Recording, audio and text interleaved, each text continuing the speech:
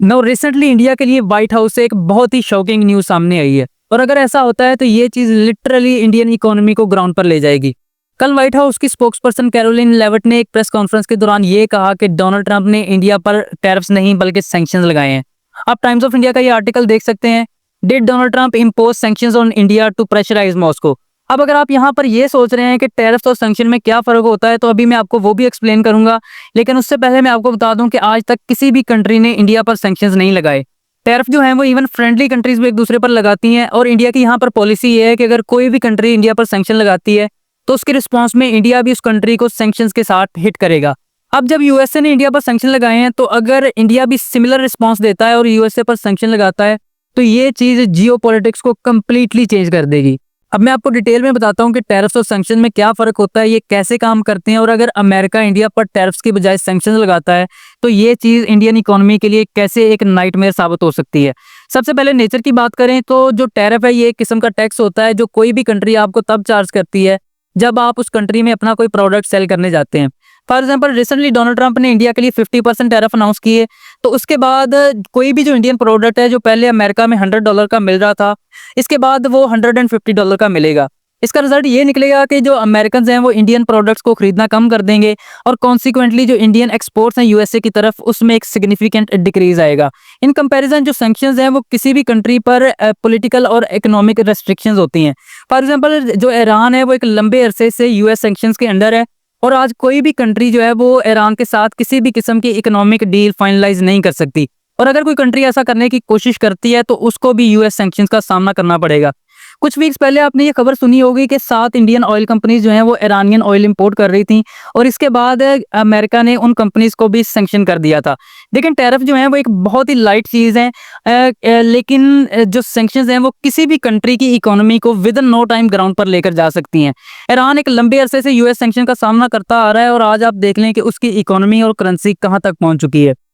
इसके बाद अगर पर्पस की बात करें तो कोई भी एक कंट्री किसी दूसरी कंट्री पर टैरिफ तब लगाती है जब उसने अपनी लोकल इंडस्ट्री को प्रमोट करना होता है या फिर टैरिफ के जरिए जो रेवेन्यू बनाया जा रहा है उसमें इजाफा करना होता है। फॉर एग्जांपल आज के समय में इंडिया एक मैसिव क्वांटिटी में फार्मास्यूटिकल प्रोडक्ट्स अमेरिका की तरफ एक्सपोर्ट करता है और अगर इन अमेरिकन टैरिफ्स की वजह से इंडियन एक्सपोर्ट्स में कमी आती है तो उसके बाद वही मेडिसिन जो इंडिया अमेरिका को प्रोवाइड कर रहा था वो अमेरिका के अंदर लोकली मैन्युफैक्चर की जाएगी। इससे जॉब क्रिएशन भी होगी और बिजनेसेस में भी इजाफा होगा। इन कंपैरिजन जो यूएस सैंक्शंस हैं वो किसी भी कंट्री को पनिश या प्रेशराइज करने के लिए लगाए जाते हैं और यूएस ये तब लगाता है जब कोई कंट्री अमेरिकन पॉलिसी के खिलाफ जाकर कोई काम करती है या फिर अमेरिका ने किसी कंट्री को कोई स्पेसिफिक एक्शन लेने के लिए प्रेशराइज करना होता है। इंडिया के केस में आज इंडिया अमेरिकन पॉलिसी के खिलाफ जाकर एक मैसिव क्वांटिटी में रशियन ऑयल इंपोर्ट कर रहा है और इसी वजह से आज इसे यूएस सैंक्शन का सामना करना पड़ सकता है। अब अगर इनके स्कोप की बात करें कि टैरिफ और सैंक्शन किसी भी कंट्री की इकोनॉमी को किस हद तक डैमेज कर सकते हैं तो देखें जो टैरिफ है वो सैंक्शन के सामने एक बहुत छोटी चीज है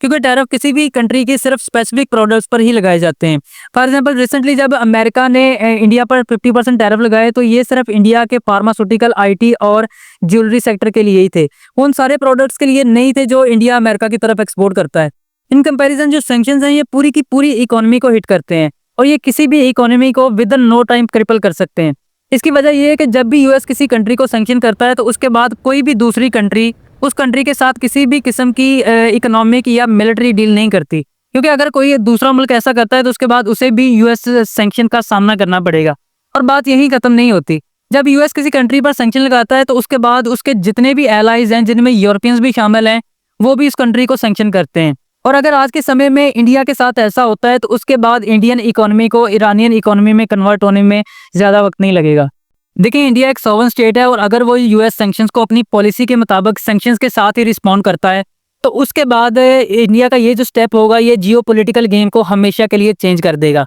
पिछले चंद महीनों में अमेरिका का इंडिया के साथ जो बिहेवियर रहा है उसके बाद इंडिया के लिए आने वाले कई सालों तक अमेरिका पर फिर से भरोसा करना बिल्कुल भी आसान नहीं होने वाला और इसी चीज़ को देखते हुए चाइना और रशिया इंडिया के करीब आने की कोशिश कर रहे हैं ताकि ग्लोबल स्टेज पर अमेरिका को आइसोलेट किया जा सके। आज के समय में जब अमेरिका इंडिया को सैंक्शन की धमकियां दे रहा है उसी समय में कल रशिया ने इंडिया को 5% डिस्काउंटेड ऑयल की ऑफर की है। इसका मतलब ये है कि वो ऑयल जो इंडिया इंटरनेशनल मार्केट से $75 पर बैरल पर खरीद रहा है, अगर वही ऑयल वो रशिया से खरीदता है तो उसको $55 to $60 पर बैरल तक मिल सकता है। देखें इस चीज़ की श्योरिटी नहीं है कि कल अमेरिका, रशिया और यूक्रेन के दरमियान एक पीस डील फाइनलाइज करवा पाएगा नहीं या नहीं। लेकिन ये चीज़ कन्फर्म है कि अगर ये पीस डील फाइनलाइज नहीं होती तो उसके बाद एक ग्लोबल इकोनॉमिक वॉर ज़रूर शुरू होगी, और अगर ऐसा होता है तो उसके बाद रशिया इंडिया को अपनी साइड पर ज़रूर देखना चाहेगा।